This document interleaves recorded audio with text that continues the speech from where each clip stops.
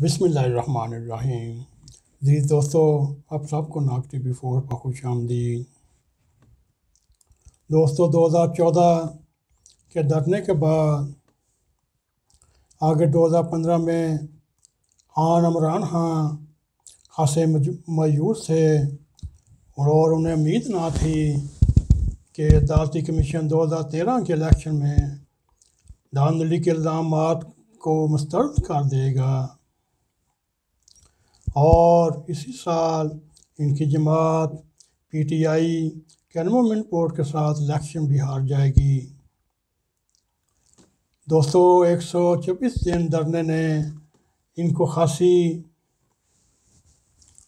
امید لا دی تھی، مگر وہ ایک اچھے کپتان کی طرح وہ فیصلے کو قبول کیا اور ان کا ستارہ جو گردش میں تھا وہ دوبارہ اوپر آنے لگا،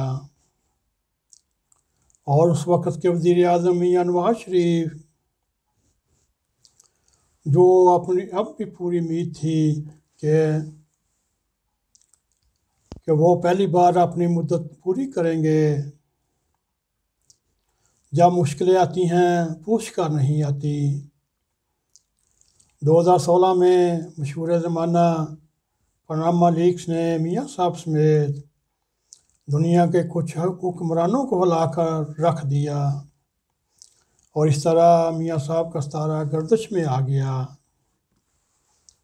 اور یوں اس وقت صورتحال ان کے لیے گو اچھی نہیں۔ یہ خود ان کے لیے اور ان کی جماعت مسلم نون سمیت سب بڑی جماعتوں کے لیے ایک سبق ہے۔ وہ یہ ہے، اللہ تعالیٰ ایک سا وقت نہیں رکھتا، اللہ تعالیٰ دن پھیر پھیر کر لاتا ہے۔ اسی طرح میاں صاحب کو اعلیٰ عدلیہ بابا رحمتہ نے نااہل قرار دیا، کیونکہ یہ ایک ٹائیکون یا تکون فیصلہ کر چکے تھے۔ میاں نواز شریف صاحب سے چھٹکارا حاصل کرنا تھا، اور اس طرح جوڈیشنل ملٹری اسٹیبلشمنٹ اور میڈیا نے یہ ان کو حکومت سے باہر نکال کیا، اور عدالت کی طرف سے نااہل اور عدالت سے سزا بھی ہوئی۔ حال ہی میں لندن کے محکمہ داخلہ نے ویزا کی تصحیح کرنے کی معذرت کر لی، اور یوں میاں نواز شریف کے سیاسی زندگی میں نشیب و فراز آتے رہے۔ وہ کبھی جیل میں، کبھی حکومت میں، ان کی سیاسی زندگی میں نشیب و فراز آتے رہے، اور جلا وطنی بھی مرضی سے ہی گزارتے ہیں۔ بہت سے لوگ ان کو وی آئی پی لاج کہتے ہیں۔ دوستو، یہ سوال اپنی جگہ موجود ہے کہ پاناما میں 450 افراد کے ناموں میں سے ٹارگٹ ایک ہی کیوں ہوا؟ میاں صاحب کو ڈیل میں بھی کمال مہارت حاصل ہے۔ وہ جس طرح 2000 میں مشرف کی قید سے آزاد ہو کر حصہ لیا، سیاست میں کس وقت کچھ بھی ہو سکتا ہے۔ مجھے ذاتی طور پر انتخاب، سیاست یا اقتدار میں ان کی واپسی نہیں نظر آ رہی۔ دوستو، پھر وہیں پاناما لیکس پہ یہ بابا رحمتہ کا کمال تھا، جو انہوں نے اور چیف جسٹس وہ عدلیہ، سول بیوروکریٹ، ملٹری اسٹیبلشمنٹ، یہ تینوں نے فیصلہ کیا صرف 450 میں سے صرف میاں صاحب کو رگڑا لگانا ہے۔ وہ اس وقت رگڑا لگ کر لندن میں بیٹھے ہوئے ہیں۔ دوستو، سیاسی فیصلوں میں وقت کی بڑی اہمیت ہوتی ہے۔ وہ یوں ذوالفقار علی بھٹو مرحوم اگر 1977 میں الیکشن میں دھاندلی کے الزام کے بعد الیکشن کرا دیتے تو شاید 5 جولائی نہ ہوتا، اور جنرل ضیاء کو کسی دوسرے وقت کا انتظار کرنا پڑتا۔ بے نظیر بھٹو 1988 میں ایک مشروط حکومت نہ لیتی تو زیادہ طاقتور وزیر اعظم بن کر آتی۔ اس طرح 2016 میں پاناما کے فوراً بعد جس نواز شریف صاحب کے بچوں کے نام آئے تو وزارت عظمیٰ سے استعفا دے دیتے اور انتخاب کرا دیتے، تو آج وہ چوتھی بار وزیر اعظم ہوتے اور یوں عمران خان کو کچھ سال اور انتظار کرنا پڑتا۔ بدقسمتی یہ ہے دوستو، سیاست میں جب آپ حکومت میں ہوتے ہیں یا حکومت میں آنے کے قریب ہوتے ہیں تو صاحبان کو مشورے پسند نہیں آتے، تنقید ناگوار گزرتی ہے، درباری اچھے لگتے ہیں کیونکہ دربار میں رہنا اچھا ہے، اصول نظریات بیانیہ صرف اپوزیشن میں رہتے ہوئے اچھا لگتا ہے، جماعت بھی وہ یاد رہتی ہے، کارکن بھی، یہ ہم بھول جاتے ہیں آپ کا اصل دوست اور ساتھی وہی ہوتا ہے جو جیل میں آپ کو ملنے آتا ہے، سزا کے وقت ساتھ کھڑا رہتا ہے۔ یہ بھی نہیں ہوتا کہ آپ کے ساتھی تو آپ کے ساتھ کھڑے رہیں اور آپ اچانک خود ہی غائب ہو جائیں، یہ پتہ چلے تو یا آپ جدہ میں ہیں یا لندن میں۔ دوستو، اس وقت مسلم لیگ نون کے پاس زیادہ وقت نہیں فیصلہ کرنے کا، اب جو اس چیز کا زمانہ نہیں، اور اس بات کو حزب اختلاف کی دوسری بڑی جماعت پاکستان پیپلز پارٹی سمجھ چکی ہے، لہذا سابق صدر اسد علی زرداری حالات کی نزاکت کو دیکھتے ہوئے قدم آگے بڑھا رہے ہیں۔ وہ عوامی سیاستدان تو ہے نہیں، اس وقت وہ سندھ میں اپنا قلعہ مضبوط کرنے کے فکر میں ہے اور شہری سندھ میں موجود وسیع جو خلا پھیلا ہوا ہے اس کو پر کرنے کی کوشش کر رہے ہیں۔ اور جہاں تک وزیر اعظم خان جمانے کے موڈ میں نظر آتے ہیں، اس وقت کے سیاسی منظرنامہ میں عمران خان کا پلڑا تمام تر حکومتی ناخلیوں کے باوجود باری نظر آتا ہے۔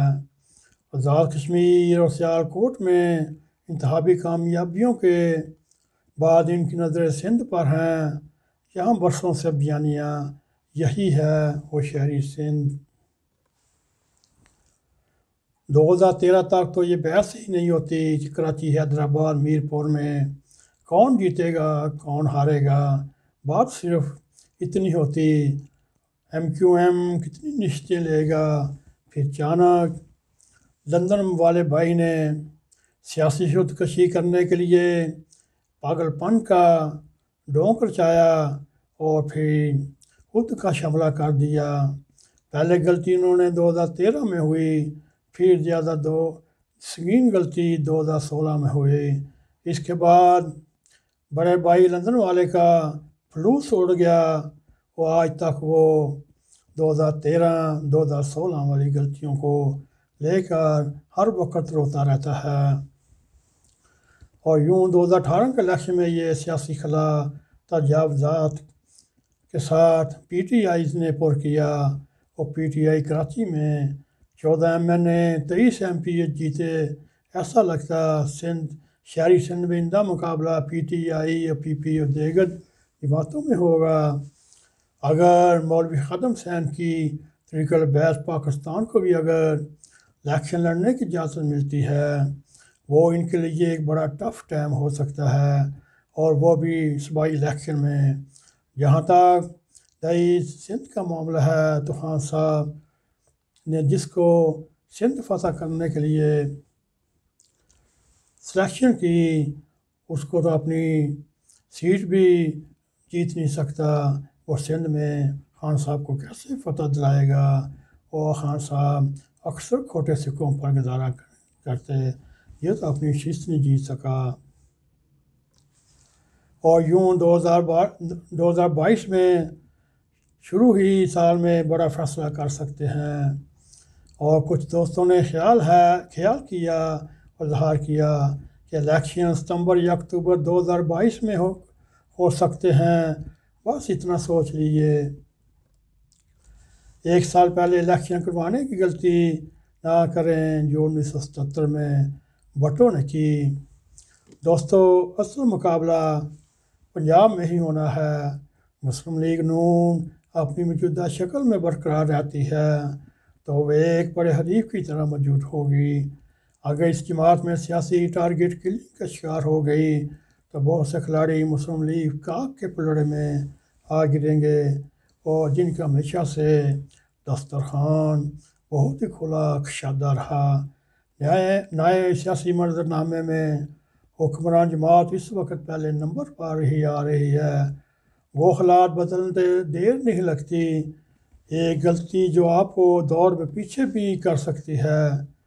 ایسے میں لگتا نہیں حکومتیں بلدیاتی الیکشن کا رسک لیں گی۔ رہ گئی بات الیکشن کیسے ہوں گے، کون کروائے گا، الیکٹرانک ووٹنگ مشین کا کیا کارنامہ ہوگا، بیرون ملک پاکستانیوں کو ووٹ کا حق ملے گا یا نہیں، یا انتظار فرمائیے رہے گا۔ اس وقت ہونا ابھی باقی ہے۔ ایک بات طے ہے، انٹر الیکشن میں مقابلہ تینوں جماعتوں کی کارکردگی کی بنا پر ہوگا۔ خاص طور پر پی ٹی آئی کے 4 یا 5 سال امپائر کا رول ہر میچ میں اہم ہوتا ہے۔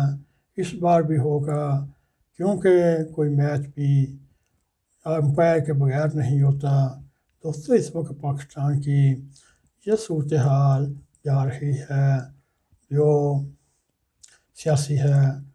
دوستو، اگر کوئی سیاست میں انٹرسٹ لیتا ہے، یہ پروگرام ان کے لیے معلومات کا بھی بہترین خزانہ ہوگا۔ دوستو، اگر آپ ہماری یہ ویڈیو پسند آئے، اس کو لائک بھی کریں، اس کو شیئر بھی کریں، کمنٹ سیکشن میں جا کے اظہار خیال کرتے ہوئے ناگ ٹی وی 4 کو سبسکرائب کریں، اور جاتے جاتے بیل آئیکن کو پریس کریں تاکہ ہماری تازہ ویڈیو اب تک پہنچتی رہیں۔ اسی کے ساتھ ہمیں اجازت دیں۔ السلام علیکم ورحمۃ اللہ وبرکاتہ۔